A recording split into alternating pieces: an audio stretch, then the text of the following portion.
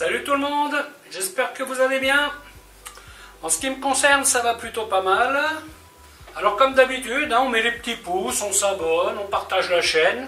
Si vous avez des questions, n'hésitez pas, j'y répondrai avec plaisir. Alors aujourd'hui, je vais vous faire une double recette, parce que bon, la base étant la même. Donc voilà, je vais faire ça, ça devrait être une vidéo assez courte d'ailleurs.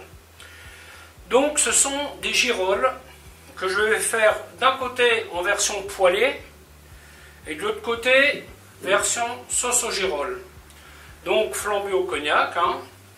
Donc pour la poêlée de girolles, il me faudra du beurre, des girolles, des échalotes, de l'ail, un peu de cébette, du persil, du sel et du poivre. Donc ça, c'est la première étape. C'est un plat en soi, une entrée par exemple.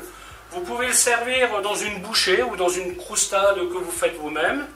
C'est plutôt sympa. Vous pouvez le manger aussi sur un fond de salade. Avec un œuf poché, c'est pas mal aussi.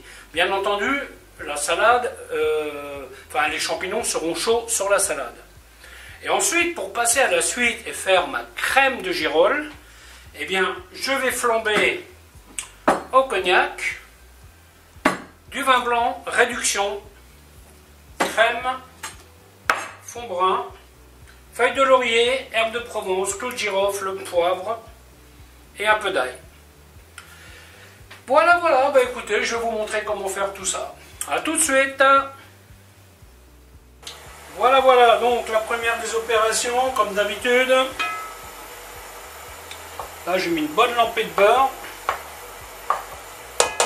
que je vais faire couleur noisette. Donc là, la première étape, c'est poêler de girolles. Les girolles n'ont pas été lavées, elles ont été juste passées au pinceau. Elles étaient plus ou moins propres, mais j'ai quand même vérifié. Parce que c'est assez désagréable d'avoir des morceaux de sapin ou je ne sais quoi dans les champignons. Ah, couleur noisette, on met des champignons. Donc là, on va bien les faire saisir.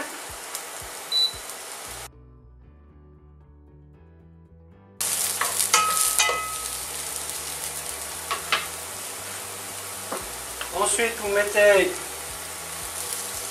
les échalotes.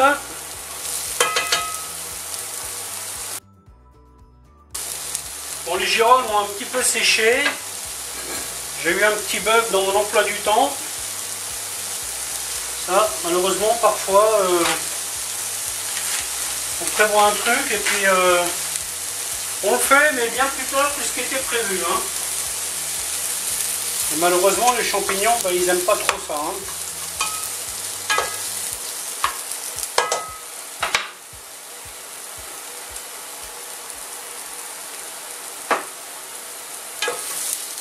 Alors comme dit, ça vous pouvez le manger avec une salade, vous pouvez le mettre dans une croustade, vous pouvez le servir juste comme ça, vous pouvez l'utiliser dans une omelette, c'est plutôt sympa. Et voilà, donc là,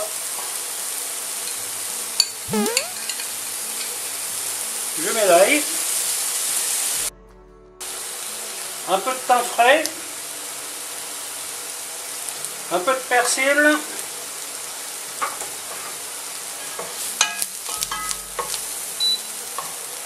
et c'est bon.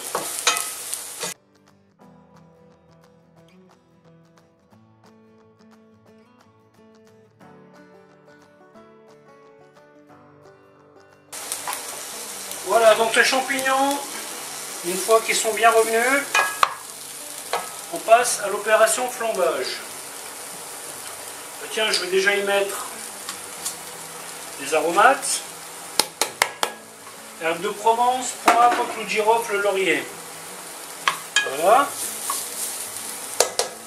Alors comme d'habitude, je le dirai à chaque fois, on ne verse pas l'alcool de la bouteille. On met la dose dans un petit verre et on prévoit un couvercle si jamais le flambage il dérape. Très important, en termes de consignes de sécurité. Hein. Parce que si vous mettez le feu à votre hôte, vous n'aurez rien gagné.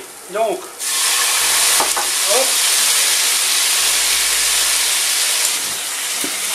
Voilà. Hop, vous voyez. Ensuite, le vin blanc. Allez, zou. Soyons fous, on met tout. Tac, tac, tac. Voilà. Et donc là, on part sur une réduction. Hein. Donc là, on vise une réduction presque à sec. On y est presque. Alors, je ne vais pas faire à sec, hein. Je vais quand même garder un petit peu de vin dans la sauce. Et là, vous voyez, il commence à être un peu sirupeux. Et c'est ce qu'on veut. Du sel, j'en rajoute pas, vu que j'en ai déjà mis sur les champignons poêlés. Il n'est pas utile d'en rajouter. Du moins, pas pour le moment. Donc, la réduction me convient. On y met le fond brun. Le fond brun, bon ça c'est un truc que je fais moi-même et que je pasteurise, mais vous pouvez utiliser du fond brun industriel, hein, je veux dire, à défaut de le faire soi-même. Et si vous ne voulez pas utiliser ça, ben, vous prenez de la crème avec un bouillon de volaille dedans, ça fera tout aussi bien l'affaire. Peut-être faudra-t-il rajouter un petit peu de farine pour lier la sauce. Mais vu que celui-là il est déjà lié, et vu que ma crème épaisse est épaisse, normalement je n'ai pas besoin de liaison. Hein. Ça sera fait avec une réduction.